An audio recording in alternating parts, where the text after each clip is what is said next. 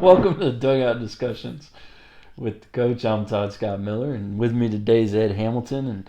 And so I asked Ed what he'd like to talk about, and he sent me business, bourbon, and bullshit. So I guess that's our topics for the night. So we'll start with business and see how it goes. All right.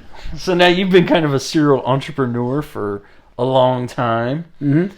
And in and out of businesses, and you kind of got a new one you're kicking off here. So tell me a little bit about that and what you're going through to get that started. Oh, and by the way, since it's Friday night and we're recording later than usual, having a little beer instead of water. So. Mm-hmm. Water's for wussies. So, entrepreneurship. So, besides making this a big commercial for me, right, and kind of what I'm doing, I'm in the pest control business, and right now, and starting to build that. I've built a couple other businesses, but one of the things that's big why I'm an entrepreneur is because, one, I think I was maybe misdiagnosed with ADD. I'm a squirrel chaser, so I'm like, oh, squirrel. So that's kind of why I bounce around to different things, and I don't know, Todd, I've known you long enough, and you've seen the different things that I've been in, and they all serve a purpose. To get you kind of to a place. But there's a lot of consistencies through there. And the reason why is you got to kind of know the background, not necessarily what it is to do. Like, in one of the businesses I had before was an exterior cleaning company. I didn't necessarily have to be the best window cleaner. I just had to know how to sell the most window jobs and manage the most window guys and, do the books and pay the taxes. That's what I had to know as an entrepreneur, and I think that's why most businesses fail, because somebody says, you know what, I'm a great widget builder. And then they say, I'm going to start my own widget building company. And they're like, oh, I can't get anybody to buy my widgets. I can't pay taxes on those widgets. I don't even know what HR or marketing means. But you know what, I can build some widgets. And I think that's why most small businesses fail. Not big ones, but small ones. And I've always took the other approach. I can learn how to do anything, because I've got the sales and marketing background to push products and push services. So sales are kind of important, huh? Sort of. Sales are kind of important. The reason why businesses fail is because they don't sell enough of their services. That's the only reason. They don't fail because of management. They don't fail because their logo stinks. They fail because they don't sell enough of their products. So you've been in sales for That's pretty much all I've done. Long time. That's what you do. That's who you're, the sales guy. I am a sales guy. I brought you here because you're the sales guy, mm-hmm. right? Now, I've talked to a lot of different people with different entrepreneur types and mm-hmm. different types of businesses, but you're the one who's a sales guy. Mm-hmm. So tell me about sales. So it's been a bad word for a long time. Yeah. Like, oh my gosh, it's sales. Everyone's guy. wondering where your plaid jacket is right now. Yeah, my plaid jacket and all that. Man, look, I got a shirt on today. But, sales has been a bad word for a long time. I always get confused. I look at you, do I look at there? Do I look here? Do I look there? I don't care. Look wherever you want to look. All you can talk to them if you want. Mm-hmm. You can talk to me if you want. Or you can talk to both of us if you want. Well, I haven't really talked in front of a million viewers. A million viewers is a big deal. And I haven't talked in front of a million viewers in a long time. It's potentially a billion. Really? It's good. It's potential. Doing a great job. It's got great potential. Mm-hmm. So... And again, I didn't get drafted in the NFL for the umpteenth time this year. Can't believe that either. So sales, yeah. So sales has been a bad word. Nobody wanted to be a sales guy. Everything I've ever done is like the old saying is like, if you can't get a job, go into sales, right? But it's kind of a science, right? There's like 5 or 6 things that you need to do to be a salesperson.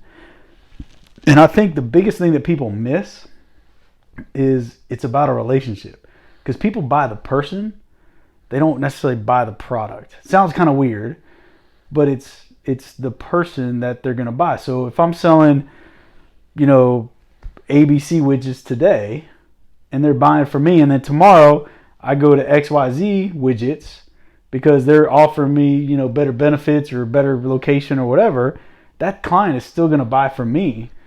Because as long as the product is pretty similar, which today most products are super similar, I don't think you could say, one product is 100 times better than the next. most products that most people buy are within 10% of the quality. And so then it goes, how well are you able to sell that thing and how are you push it?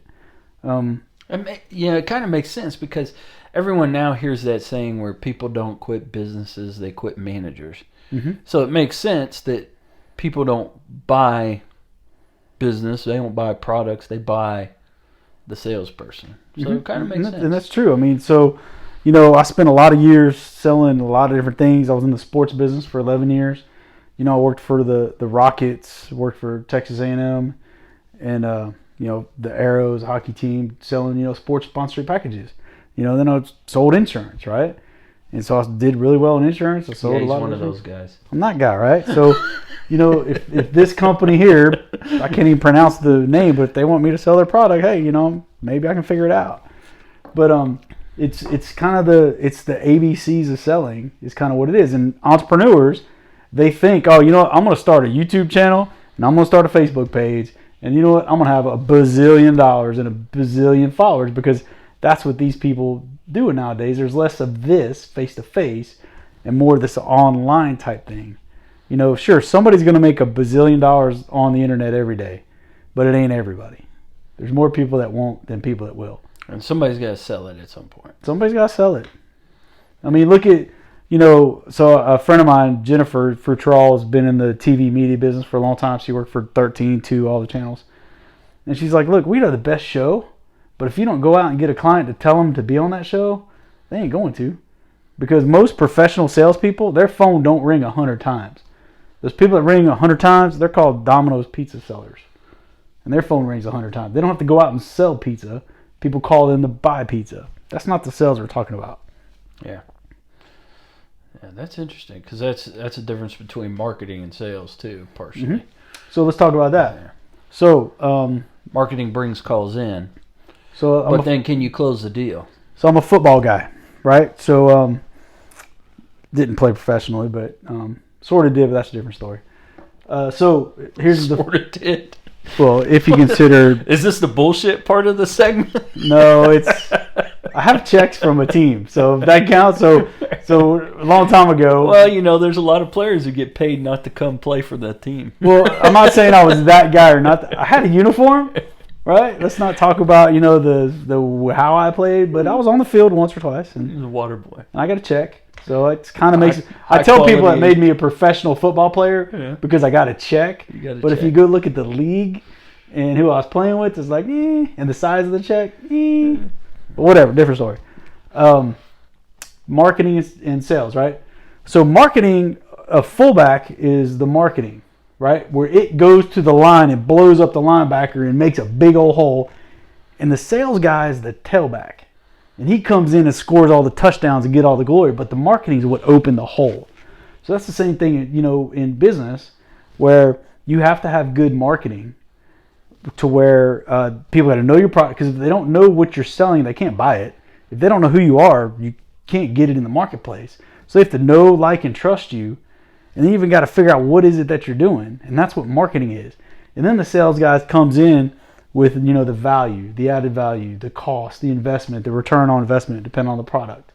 That's what the sales guys do. So to use an analogy that fits the decor more, pitching would be like marketing, where it keeps you in the game, but you still got to score runs to win. Correct. That's the same thing, right? So a pitcher, right? Let's take Nolan Ryan, right? He could strike out 100 people in a game. But if you can't hit the ball, just so I'm not a baseball guy. I don't know. That's not. The only thing I know about Nolan Ryan is he makes pretty good beef. And when he was my age now, he beat the crap out of a young dude. And that's really all that I know about baseball. Yeah. So whatever. So however many, 30. Yeah. Whatever. We'll just go with 27. Okay. So 27 strikeouts in a game. If your team doesn't get on base, you ain't gonna win. It doesn't matter. If they can't bring somebody all the way around, it doesn't matter. So the pitchers are the marketing. That's right. You still can't win. That's a good analogy. The pitchers are marketing. But if you don't have a sales guy, which is your batters, to come in, and who gets all the glory?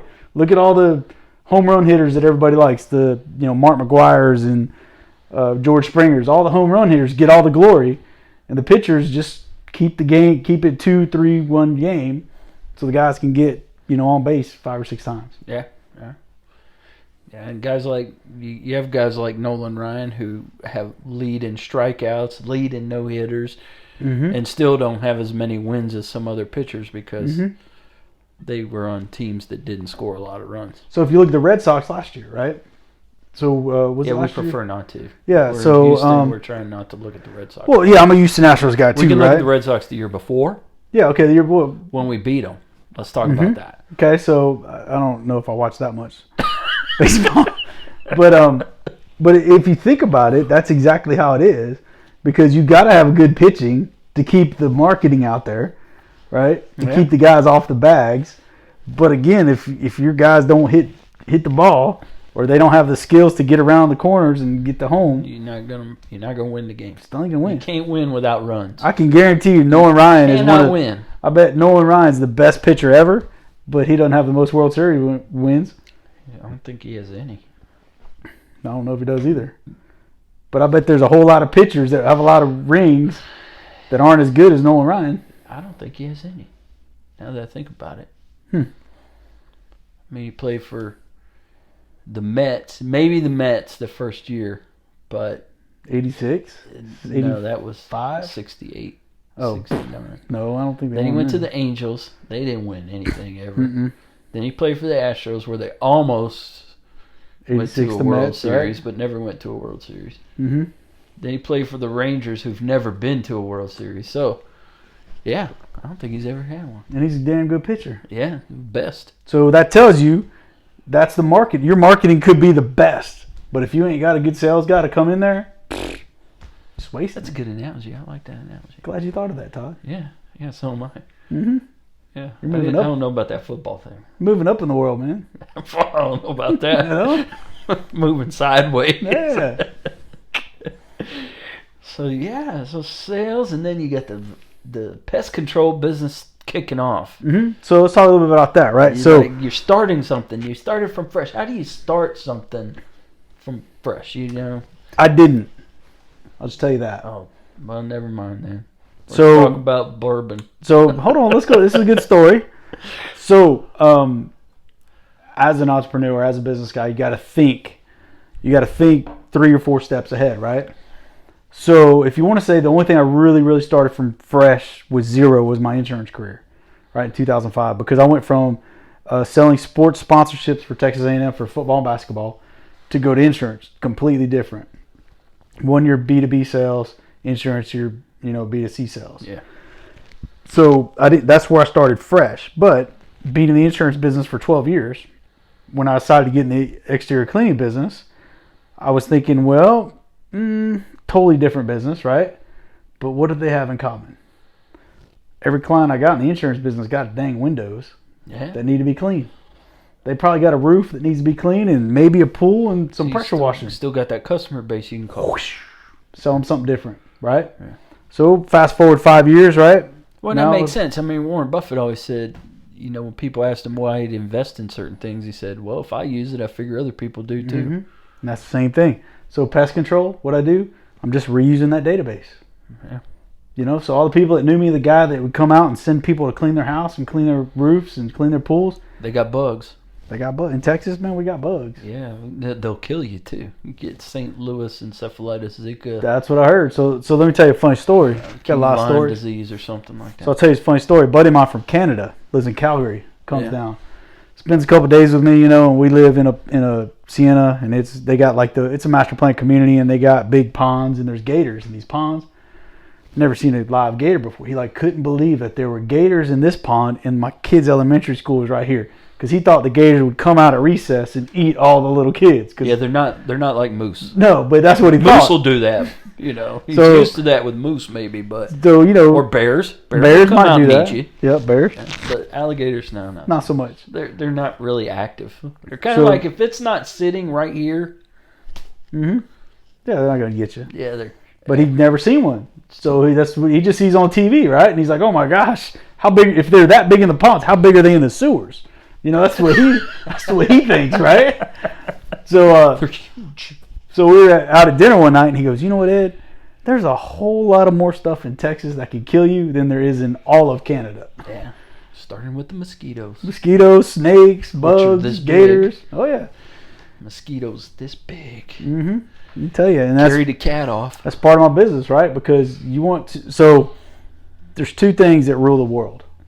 Since I've gotten the bug business, two things. There's just two things that rule the world. You ready? I'm never sure if we're still in the business or we're moving to the bullshit. But go ahead, let's talk about it. So there's two things that rule the world, right? One is women. Women rule the world, right? Second is bugs and insects. Bugs and insects. Mm-hmm. Because think about what they're trying to do. Everywhere we go, especially in the pest control business, we try to keep them out of our lives.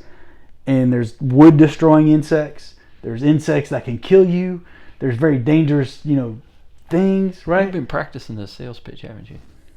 I'm a sales guy. And so those are the two things, because they're all trying to invade on what we've built. We've built these big structures, right? Like rodents. Women are trying to invade. Man, you're in trouble now. Well, that's why I don't want to talk more about it. But I'm just saying, that's the two things. Those are the two things that... But bugs are trying to invade. They are trying to invade. I will give you that. They are. I will give you that. But women rule the world for a lot of different reasons. I don't want to talk about that. Yeah, you don't want to talk about that. Yeah, Katie might actually watch this and then... Been married 18 years. I want to be married for another 18. So Yeah, it's too much trouble trying to find a new one and all that kind of stuff. Be retrained.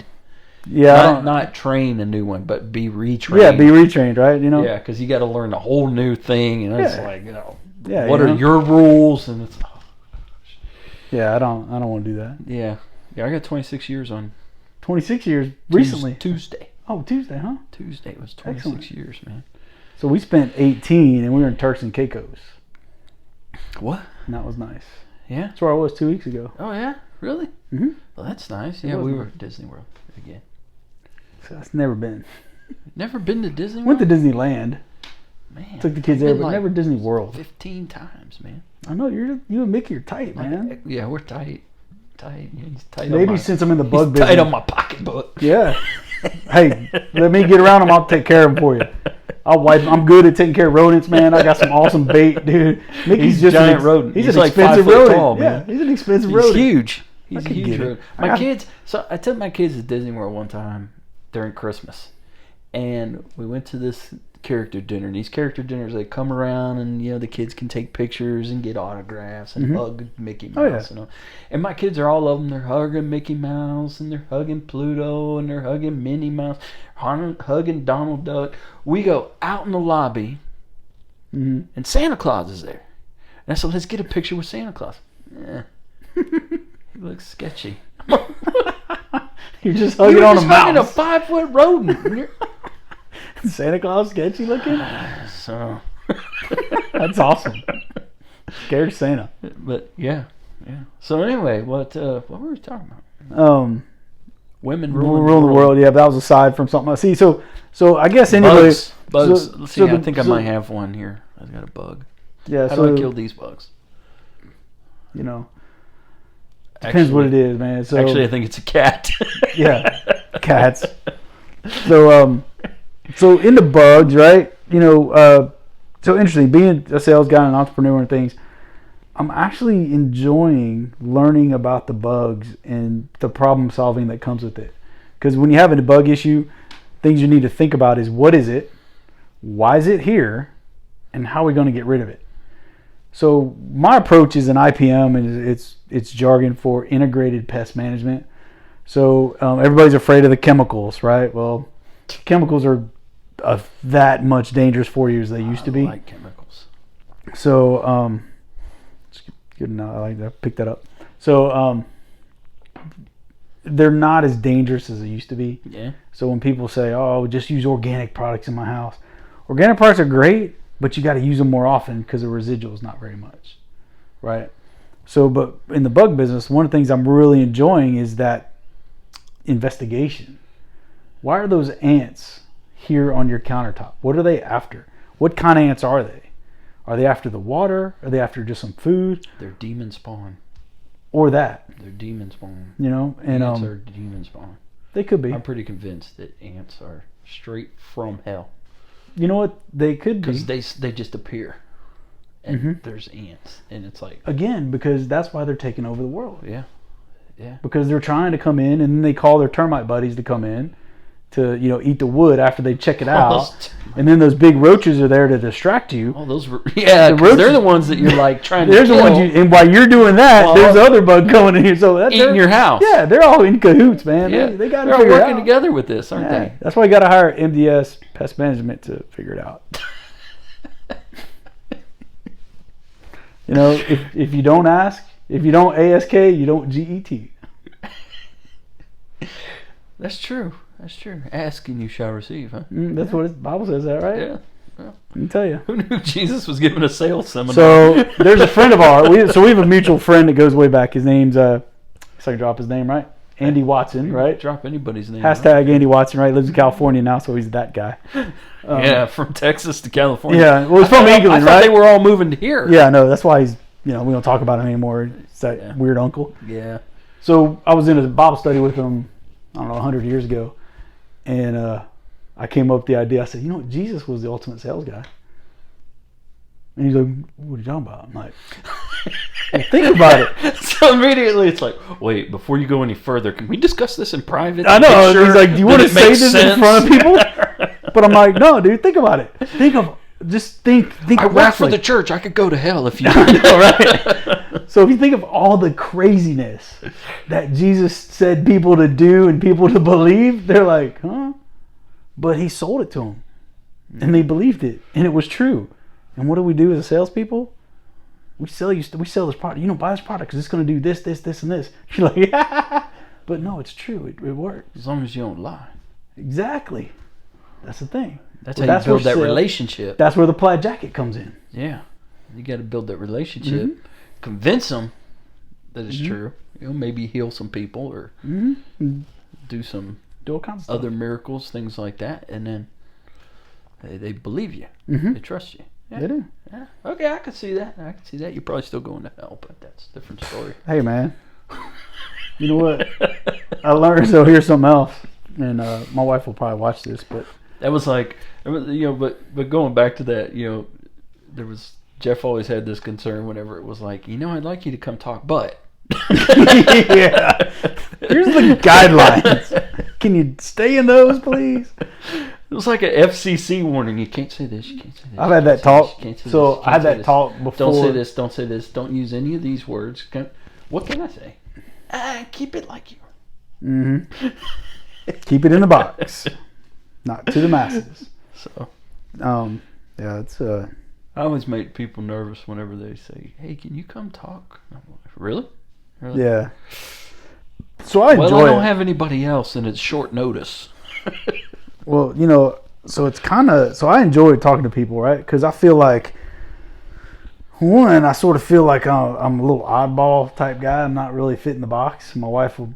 That's why she's the best woman in the world because she's figured it out for 18 years. Yeah. But I kind of challenge people to think a little differently. Yeah. My wife's an accountant. So that's kind of, the accounting's the accounting, right? But for sales and marketing and things like that, it's like, how creative can you be? Yeah. This is kind of a bad movie, but there's a lot of good lessons in it, was The Wolf of Wall Street.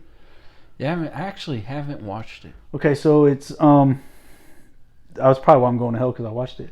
Oh, is that what it is? Oh, yeah, it's very... That's the movie that sent it over the edge? It could be, I don't know. That's the one. It was like there was this one and then this one, but... It's either, Disney princesses or that, and I chose the wrong one. But there's a lot of lessons to learn in there, right? So one of the stories is he's teaching these guys how to sell, and he's like, the old, we don't have it, but he's like, sell me this pencil. Oh, yeah. Right? So the one guy says, hey, you need to buy this pencil because it writes well and it feels good on your hand and it can do an eraser on it and does other stuff. Well, the one guy says, so the same guy, Jordan Belfort or whatever, says, hey, hands it to one of his buddies, goes, sell me this pencil. And he goes, okay, great. He takes the pencil and he goes, hey, Jordan, write your name on that piece of paper. And he's like, okay. And he reaches, he goes, $20 right there. He goes, that's all you need to know. So you create the need. Yeah. By taking the pencil from him and then asking him to use a pencil, he created the need. And then selling him the pencil. Mm-hmm. That's how he sold it, because he created the need. The need to get the need existed, and then whether people have a need or not, you need to create one. Yeah. And that's where people get in trouble in sales, because they fabricate. Well, that's what business does, right? It addresses a need. Mm-hmm. What is it people need? What problem needs solved, and or that kind of thing. You know, people have a problem with bugs, especially here, because you know there were some big old spiders on your porch, man. When I saw them, yeah, but they kill something. Mosquitoes. They kill the mosquitoes. They could, mostly flies, but so well, they can kill flies too, because we got a lot of flies here. We got the pasture right behind the house. Yeah, so saw we that. Yeah, so the flies so are you bad. need mosquito fogs. Flies are bad. So you need me to come out once a month from April to October. The fleas get bad too, because the cows come right up behind. I'm doing a flea job on Monday. Yeah. There's 3 steps to a flea job, and if you don't do all 3 steps, then it's never gonna work. Okay, what are they? I won't give all my secrets away. but you have to have homeowner participation in the flea job. Homeowner participation? Yes, because I can treat all day, but if you don't do what's required, you got to bomb the house. Yep. And one of the things I learned about fleas, they're tricky because they're 3-stage metamorphosis, right? What they'll do is they'll stay in the cocoon stage, right, until they hear vibration or find a host. Because in the cocoon they have nutrients to live. When they get out of it, they have to feed every day for the rest of their life, right? So vibration gets them. So if you don't vacuum, so if you have a flea problem in the house and you don't vacuum, right, the vacuum will wake them up out of the thing because they hear vibrations and noise and they think it's a host, and they come get sucked up with the vacuum. So if you don't do that after a treatment, and when they're coming out of the then they come out. Gotcha. Oh, okay. So the part of the treatment is you do a spray and a fog, because a spray is a spray and a fog makes them come out and think it's something. Man, I'll tell my wife to get that new vacuum. Wow. So let me ask you this. So does your sales guy know what he's talking about? Like, that actually sounded like he knew what you were talking about. Yeah. Not just bullshit. And I had to learn it because I didn't know. Yeah. Okay. I didn't know that. Yeah. So and so here's a problem. You might have, again, we'll go with football now. You might have heard of the term outkick your coverage, right? Whether you get married, you marry up or whatever, Do you see any football pictures? I'm sorry, I'm not a baseball guy. My son finally is playing a sport that I know. Right? He started playing lacrosse, right? You started playing lacrosse? Yeah. You play lacrosse? I played lacrosse in high school, man. Really? Yeah, because we moved to Maryland when I was a sophomore in high school. Oh, man. So my high school didn't have lacrosse. We had football and baseball. Yeah. Well, I played baseball. Track, but that was just the football players and baseball players. Yeah. So and tennis. We had tennis. Yeah, I don't know about that either. Which I played, but usually it was just to launch the ball as far as I could. Yeah, get extra points for getting over the fence. Yeah, look at that. So that's the thing is, you've got to understand what you're talking about, and you got to have the solution. One of the mistakes, that sales guys make is they really don't know. Like, so, I had a sales guy at one point that I hired, and he only lasted for about, almost a year, but just because he couldn't explain the process of why we were doing this. Because the client needs to know 2 things, right? And a lot of times people will tell them the wrong 2 things. The first thing is, can you solve what it is? But the bigger thing is, can you explain to me how you do it in a way that I care?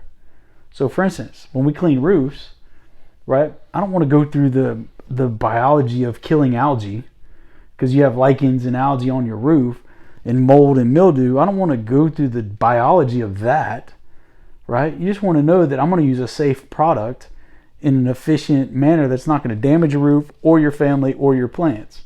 And we're going to get it done in about 3 hours. That's really what they want to know. They don't want to know that the solution I use will actually suffocate the algae that needs air and sun to breathe, and it's going to die off. They don't want to know that. They don't care. Same thing with bugs. I don't care how you kill it. Just kill it. Make it go away. I could talk about micro-encapsulated solutions all day. But at the end of the day, is that going to stop that bug? Could you really? Because that sounds really boring. Pest control is highly regulated, and I didn't understand that. Until you got into it? Yeah. So the 40 hours as you go. Yeah, the 40 hours of classroom that I have, I know more. I thought I knew a lot of useless insurance information. I know a lot more useless bug information. So this is something right here. Before we go on, this is something that's really important. I think this has been a message over and over and over with the people I've brought on here and talked to who've started their own business, done their own thing, is you learn as you go. Mm-hmm. You say, I'm going to go do this, and you go do it, and you take action, and then you learn things as you go. You don't know it all going in. And I think that's where a lot of people never actually make the move to do any of that kind of stuff, is because they don't know it all, so they're worried that they don't know it all, so therefore they can't do anything until they know it all. Or it's just an excuse. So that's the fixing disease, right? I'm fixing to? Yep. Because down here in Texas, we're fixing to do everything. Fixing to. I'm fixing to start that business. I'm fixing to go ahead and take that test. I'm fixing to do that. And that's the thing. Like, so I'm not very smart. And you have to be dumb enough to try. And I'm that guy. Yeah. You know? It's almost like, What's the first step? The first step? Admit you have a problem. Oh. Yeah. I never took that class. I wasn't committed. I should be committed, but that's a different story. But yeah, so that's the thing. So you have to try to do it. And here's the thing. If you're straight up with people, like I have a big commercial client that I just signed. And I don't have a lot of experience in doing a brewery. It's a brewery, right? Oh, really? Yeah, I know, right? Because you know what? I'll kick my coverage. I'm really good at sales, right? Now, so Derek Sanders, one of my favorite mentors that I've had over the years, his favorite saying, he says, talk big and scramble to back it up. And I'm not saying that's a great philosophy, but it's kind of how you need to do things or you won't do anything. You know, the first time you go to the gym to work out and you've never lifted weights in your life, you don't know what any of that stuff does, right? You gotta go in there and try before you go in there and research, exactly what tendon or muscle or it's going to work. You got to just try it. You got to be almost dumb enough to try. Yeah. And with business, there's a lot more risk. But and that's why a lot of people don't, is because they're afraid of failure. Mm-hmm. They're afraid of what happens if it doesn't, and then I'll look dumb. Man, I'm over that. I've been over that for years. I mean, I have friends that are like that. They drive the right car, whether they can afford it or not. They live, well, you just live in Siena, so you've seen those people. I can't imagine. But I know those people that do that. They're like, hey man, if I do that, he's going to be afraid. Like, I took my kids to the Houston Food Bank today to do some volunteering and stuff because I think it's important that they see that not everybody's as well off as we are. And it was a great experience all around, right? But there were some people that they saw today that my kids questioned, and they're 11 and 8. Like, why is that guy here? And it wasn't me, was it? No. Okay. No. But then the other thing you got to get over, it's kind of a little funny thing is, so we're taking food out of boxes. So Kroger and H-E-B donate boxes and boxes of expired food. Well, they don't really expire because they had a list of when it really expired that you had to check. So my son picking stuff, he's like, Daddy, can we take this home? I'm like, no, you can't. We'll go to the store and buy it. He's like, I bet it's really cheap here. And I'm like, dude, no, but that's, part of what they think about. So it's you need to try. You need to see, experience things. And the only thing wrong with failure, right, is if you don't try again. Or it's like don't learn from it. Like who's the best, so again, if you're watching this, I'm chasing squirrels right now because I just feel like I am. I got this thing up here that says sometimes you win and sometimes you learn. Yeah, that's very true, right? I'm still working on that winning part though. Yeah. Well, Like one of my other favorite sayings is, I don't know if I'm waiting to lose or losing to win, because that happens in business, right? It's like, because most businesses fail. So am I just waiting to fail, or am I actually losing right here because I'm going to win down here? You don't know. Yeah. So you got to get on the road and start pedaling fast. And in business, your success rate isn't, depending on what it is, but the industry I've worked in for a long time, our success rate was 20% was a good year. Mm-hmm. On stuff you tried to sell. Yeah, sure it is. Like, I'll tell you this. One of my eye-opening things a couple years ago was I have a buddy that works for Fluor, big engineering company, world billion-dollar company. Their profit margin is about 1.5%. And it just blew my mind. You're doing all this for 1.5%. He's like, we have shareholders and all that, and that's just what it is. Yeah. because they sell 1 billion of them. And it costs, $999 billion. Yeah. So they make, a lot of money. It's just they sell a lot of it. Mm-hmm. They make up their losses in volume. And that's kind of weird, right? But yeah. So I mean, the thing I like about business and sales, I think more specifically sales, is there's really no rules.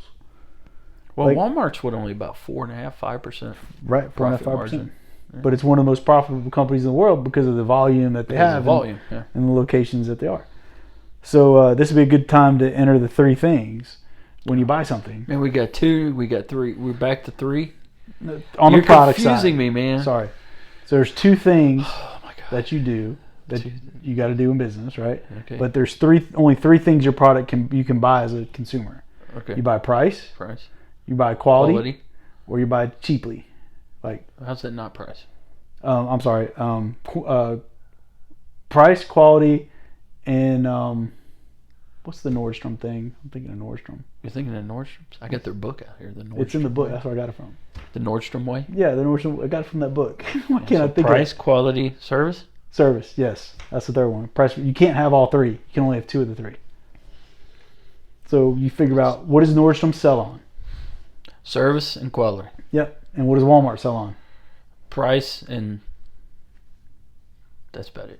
Yeah, because their products are stinky. Yeah. Right, because they're the cheapest, right? Service sucks. Service sucks, right? Yeah, automated checkout machine won Employer of the Year for the last. I know, it's crazy. So you can't have all 3. So it's in that Nordstrom book. You should read it.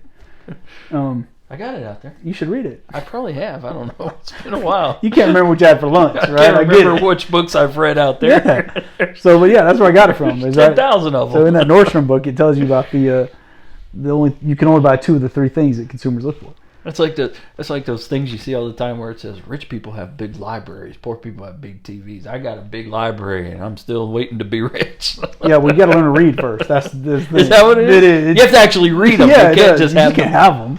You got to read them, dude. See, that's why Audible and podcasts are the best. That just, man, that's just hard. Yeah. What do I want to read?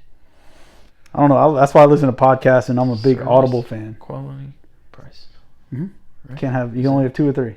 Is that it? Was it service or is it? It's service because the example they use they don't say Walmart specifically, but they use in the book is say, at Nordstrom there's somebody touching you all the time, shopping for you. Yep, that's making recommendations, showing this, and when you buy something at Nordstrom, man, it is high quality stuff. And if they don't have it, that person will go buy it somewhere else. They bring it because the service is what they're for, right? And their quality is awesome, and their price super high, right?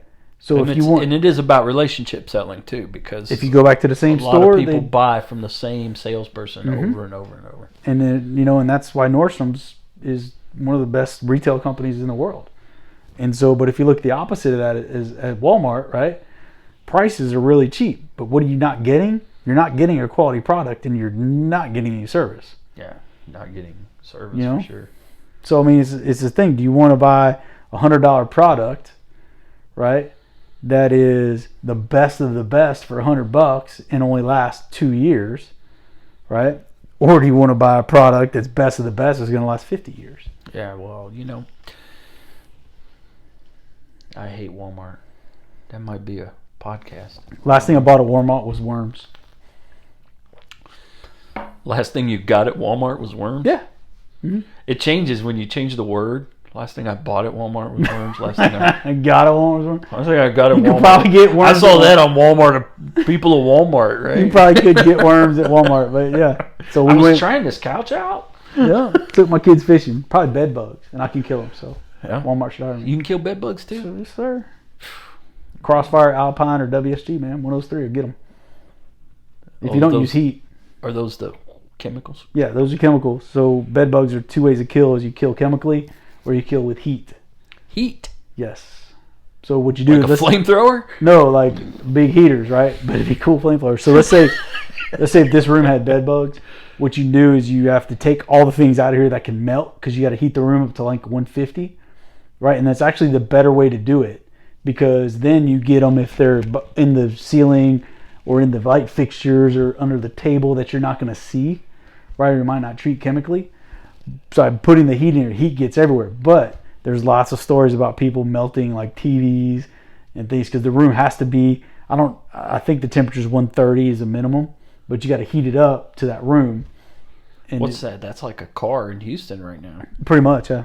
And what they do is they take those big portable round heaters that you've seen, and they'll bring them right in here at the door, put them through a window. Yeah, that's cool. I don't have any of that equipment though. I didn't know any of that. A lot of useless information I know, man. Yeah. See, so as a consumer, you don't need to know how to do it. You just need to know how to take care of your problem. That's right. I just need to know someone can fix it. Mm-hmm. And you got to have a sales guy that can give you the confidence that, yeah, I can fix that. I can use it by heat, and this is why, and this is, they're here, there, this. As opposed, yeah, we're going to throw some heat in there, it's going to work. Just take your TV out. Yeah. Anything that you don't want melted, get it out of here. Yeah. Wow. I had no idea. Yeah, I know. That you knew stuff. Let me just be honest with you. I was expecting a lot more bullshit than this. I know. We haven't even got to that part yet. How much time do we have here? You know, how many more beers we got, right? You know, I mean, geez. Well, I'm out of beer, so. Over. See ya. So, yeah, that's like the thing is, I'm really getting into the bug thing that I thought I never cared less. But the more I get into it, it's like, wow. You know, my extent of doing anything with bugs was in 10th grade biology. We had to do this bug collection. Mm-hmm. We had to collect 100 bugs. And it was for 4 test grades. So it's like 4 grades in the grade book, right? Mm-hmm. And I said I wasn't going to do it. She's like, well, that'll be 4 zeros. I said, it's okay. So then, as we get closer, she says, you can, if you build your own bug catcher, you can get 25 extra points. So I'm like, hey, maybe I can get 25 instead of 4 zeros, right? So I'm like, so I'll build a bug catcher. There you go. So that's good. I got a coat hanger and I straightened it out. I put one of those plastic Kroger bags on the end of it and closed the loop on it. Yeah? Huh. I brought it in and she goes, what's that? And I said, it's my bug catcher. She's like, you're not getting any points for that. So I got 4 zeros. That's the problem, Todd. You got 4 zeros. Yeah. That's why I wasn't going to touch those bugs. So the whole thing happened. So I got a bug collection started, and my daughter loves it. So we so I do a couple speeches because I'm a marketing sales guy, right? So I go to real estate agents and they call it 15 minutes of fame because real estate agents control the real estate market in every aspect. Because if a house needs a plumber or electrician, they're going to refer that out. And same thing with pest control. So you want to network with those people. So I asked for my 15 minutes of fame at their meetings. They have once a month, and usually there's 40, 50 people show up at the real estate office. So I have a bug collection that I've collected at client's house. I got like a crab spider that's pretty cool looking. I got both kind of roaches. I've got a yellow jacket and a red wasp. You can see the difference, right? And a mud dauber, so you know what's dangerous, what's not. So I was looking on YouTube, and the way to preserve them is hand sanitizer. Really? So what you do is like take little baby jars, and you catch the bug, and you put it in there, right? And then you pump the hand sanitizer in there. It's kind of like a gel, so it holds them in place.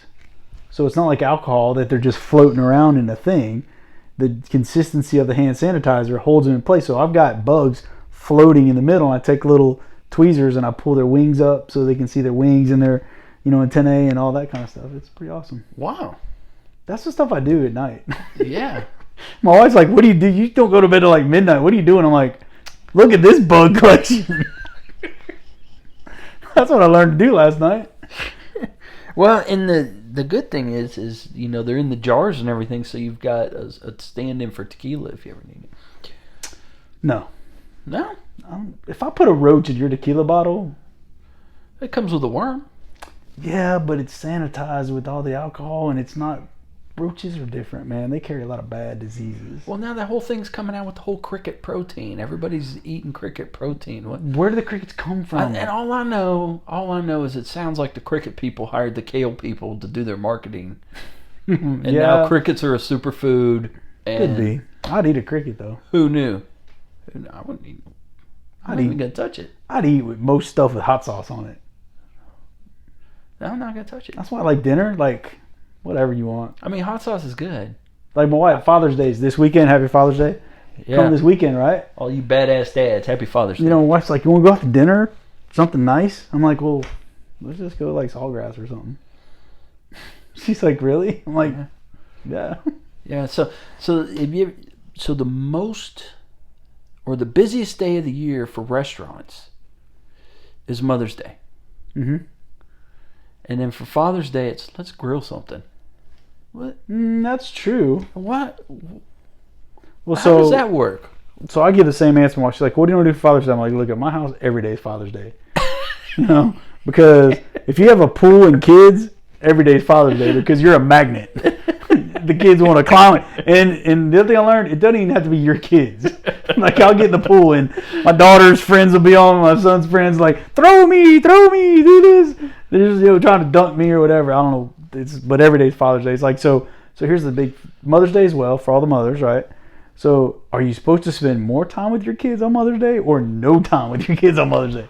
My wife got to spend no time with our kids on Mother's Day this year, and it was the best Mother's Day ever. Yeah, so I'm thinking, what I'm doing on Sunday, I'm taking my kid to camp. Wait a minute, this backfired. I know, right? Yeah. So it's like, hey, Sunday's Father's Day, but Jacob starts camp on Sunday, so we'll be driving to Livingston, and I'm like, okay, great. But every day's Father's Day. I mean, I love my kid; it's awesome. Yeah. And so let's go deeper, and then let's get off and move to something else. Business and life is all about relationships. Yeah. That's all it's about. You could go to the Wharton School of Business and get A's, but if you can't talk to a person, you can't be a good business person. I've never been to Wharton. Whether that's a salesperson or a manager. Doesn't matter who it is. It could be the CEO, the CFO, whatever. Mm-hmm. If you can't talk to people and if you can't build a relationship where, he invites me over to do this, if you can't build that, you can't have a business. I did this series of podcasts on leadership, servant leadership. Mm-hmm. Yeah, and I talked about how it's all about people. Mm-hmm. And I said business is all about people. Mm-hmm. It's all about people. Because it doesn't matter whether you're selling business to business to consumer, you're still selling to a person. Mm-hmm. It's all about people. Mm-hmm. And it doesn't matter whether we're talking about the people you're selling to, the people you're managing, the people who are supplying to you, the people who you're buying from. It's all about people. Mm-hmm. And we forget that a lot. We think about numbers. And the trouble is a lot of times numbers guys end up running the business. Mm-hmm. Yep. And they forget about people. Mm-hmm. They forget why people buy. They forget what people want. They forget the problems they're trying to solve. And all they see is a spreadsheet with numbers and dollars on it. I've been a victim of that. Yeah, I have too. Yeah, I've been a victim of that. A guy that says, hey, this is a good idea. Let's do this. And I'm like, but it doesn't really, you can't really go that because it's about people. It only makes sense on paper. Mm-hmm. And that's, talk to a bean counter and they're going to say, oh, that's not how it works. But so I'll just say it. There's two types of business. So numbers, Todd, 2, 2, 3, right? My God. So two types of business. You're like an engineer or something, aren't you? No, man. I got my undergrad's in operations management.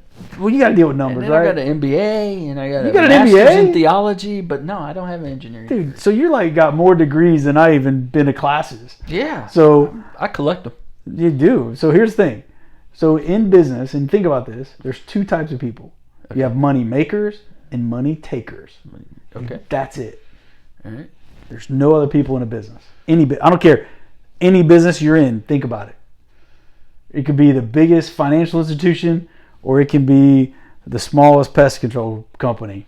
There's only two types. You're either making money for the company or you're taking money from the company. You need both, right? So they're not bad, but you need both in a company, but you just got to know where you are. And people argue that all day because they want to feel important. So, in one of this sounds a lot like the two types of people I heard about, the two types of labor, which was productive labor and non-productive labor. And both were important, but it's same type of thing, labor. Right? So like as a CEO, makers and takers. So and then, but I always said there was a third type, counterproductive labor. And those are those people who they do stuff in the business that just makes it harder for everybody. Those are else. diseases. Usually they're managers. Though. I fired my best person. So in one of my companies, I fired my best person. My best window cleaner, I fired him because he was that guy. Because he had nothing good to say about me, the company, or the way we were going. But he was the best. He was awesome with clients. He had the highest revenue upsells on every job. But his attitude was bad, and he was the cancer in the company that was, turning everybody else. When we'd have our Friday barbecues, he was always the guy that I'd hear from on Monday. Man, Chuck said this, or Bob said that, or Dean said that. I had to fire a guy because of that once, too. Mm-hmm. And I hated it. I remember, and so my guys have trucks, right? At the time, we let our guys take their trucks home. Now, if you met these requirements, you could take the truck home. So you didn't have to come to the shop, drop your truck off, and drive your truck home. Oh, you just leave the job, keep it in your driveway, look at the app, see where the next job is, and go the next day. It was a privilege. So, of course, when you let a guy go like that, you have to get your truck back. So, the first time I did it, it was kind of unique, but then word got around, and so everybody would look for it was, I had to call an Uber for the guy to take him home because he had my truck and he's driving the truck. It's like, dude, why don't you just come back to the shop at the end of the day and we'll restock your truck and stuff, and I'll just do an inspection on the truck. So that's why I told him to come back to the shop. I told him because he had to get fired. So when he pulled up, the Uber was already there, and he didn't think about it then, and then he was like, oh, that's what that guy's doing here. So I had to pay for an Uber to drive the dude home. Yeah. I had a guy like that one time where it was, he was really good. He was really passionate. But the trouble was he killed so many relationships. There was no way he was going to be able to do his job. Mm-hmm. So that sucks. Yeah, I mean, it stinks. I mean, I still like that guy. I mean, he started his own company, a competitor to where I was at the time, and look, one thing, the older you get, and I'm older than you, which Are you? I think so. I don't think so. You're 53 now? No. So I'm older than you. I'm not 53 either. How old are you? I'm 46. So am I. Oh, well, there you go. When you going to be 47? Next February? Oh, see, I'm in December, so I'm this year. Oh, so I got you. Oh, 2 months. I got you, man. Yeah. So you are older. I got you. You're old. Man. I am old. Dude. How'd you even make it in here without help? I don't know, dude. I left my walker at the door. Bugs are going to be on it. They are, dude. I got stuff in the truck. Spider webs in it. I got stuff in the truck to get them, man. The bugs fear me. They can smell me coming. Is that what it is? Yeah. Probably on the chemicals. Could be. So here's an interesting story. So I just treated this lady's house, and she had snakes. Oh. And she had this beautiful ball python, and she was like holding it, and stuff. She's like, "You want to hold it?" And I'm like, "I do, but I'm not going to because I just sprayed your house, and there's probably like splash on me or something, or just the roam outside. That's not good for your snake." But then she accused me of being afraid of snakes. I'm like, "No, I'm not afraid of snakes. I'm not afraid of snakes." I am. I don't like snakes. I'm not, dude. Snakes are awesome. Mess with snakes either. Not Snakes are snakes. So not touching bugs. You want to hear a snake story? I'm full of stories. You want to hear a snake story? A snake story? Yeah. There's like a story for snakes? So if you get rid of snakes, you get rid of milk. You want to hear it? Obviously you do because you make you think. So here's the thing. But we're moving quickly into the bullshit category. But this is a true story. So if you get rid of all the snakes, right? What's gonna happen is you're gonna have a rodent problem because most of the snakes, like rat snakes and most other snakes, eat rodents and small mammals. Yeah. So let's say you get rid of every snake in the world and the rat infestation, rat poison and all that stuff can't kill them all. You need natural in fields and and things like that. So the snakes get that. So a lot of rats eat grain, like corn and wheat and those kind of things. Like so the brewery I'm at, it's a big rat issue. So I've got a lot of rat boxes out there. So if you have a lot of rats, they're going to eat a lot of the corn. Right, they're gonna eat the corn off the stalks.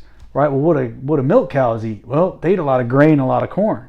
Well, if they can't eat the corn because the rats ate the corn, then they're not going to produce enough high quality milk to have milk. So you won't be able to produce any more milk. So you get rid of the snakes, you get rid of the milk. See, it's 2 levels there. You get it, the corn. They have milk in Ireland, but they have snakes too. Are you sure? I thought St. Patrick got rid of them all. I don't know. I don't know anything about Ireland other than it's cold and they talk funny. But maybe. But if you get rid of all the snakes, they won't be able to eat the rats. But they may not have a mice and rat problem either. They could. It gets pretty cold there, doesn't it? Yeah. It gets. So the guy that told me that A lot story, colder than here. yeah, well, the guy that told me the rat story was a snake guy. He was at my son's school. He was a snake salesman. No, I think it's like oil is what you're thinking of. But he didn't sell snakes, but he said, look, if you get rid of all the snakes, you're going to have a lot of rats. In California, this is a true story. Look it up. Search it up, as my son would say. Google it. Yeah, the Google that's old school. You don't say, you say search it up. Those kids, man. So I used to be so much smarter before Google. In California, they're trying to outlaw rat poison because California has big hawks, like red-tailed hawks. I don't know what kind of hawks. Yeah, we got those here too. Yep. Well, in California, they say that the hawks are dying because of secondary poisoning from rats. Rats, right? So you go put out rat poison in bait boxes. Do they not know how poison works? I don't know, but the rats eat, or the hawks eat the poison rats and they die. They usually don't eat dead ones. But the thing is, they could already have the poison in them because it doesn't kill them like that. It kills them pretty quick. I've got a beautiful picture I can show you of a rattlesnake in a rat box. That one in Galveston. It may be a true story that they're doing that, but that one sounds like bullshit. I don't know. They're getting rid of the tactical straws too, so I'm just saying. I don't know, but they everything's just it's a cycle, right? Yeah, well, that's true. I talk about that too. I did did a a whole thing on the you circle do talk of about life. it. Yep, you talk a lot about that. So it's just I talk about a lot of bullshit. So I go to this insurance conference at Horseshoe Bay in Austin, right? Beautiful place, everything, and I won an award that year for, I don't know, selling something. So the guy that I worked for at the time said, all right, dude, go. Well, the agency actually won the award, but I produced the most, so they sent me there to Austin. I'm listening to the guy, talking to him about all this stuff, and when he's done, he says something that I kind of stuck in. He goes, look, 50% of what I say is bullshit. Your job is to figure out which 50%. Figure out which half. And then it's like, oh, you just talked to us for an hour. And then you tell us that. It's like, oh, okay, well, let's blow our minds a little more. I tell my kids that all the time. Yeah, Yeah. 50% of what I say is going to happen, and 50% is not going to happen. Yeah, Google's ruined it for dads. I mean, it's like, you're driving along in the car and you say something and then you hear, that's not true. What? Mm-hmm. I Googled it. What? Well, no, Google's always existed, but it used to be Mommy. Well, Mommy said that ain't true. That's what it used to be. Like, I sent a message to my dad just yesterday for Father's Day because we got a busy weekend, and he never answers the phone, so I knew I'd leave him a voicemail. And it was just, some soppy stuff. And then I said, hey, Dad, thanks for just always being right.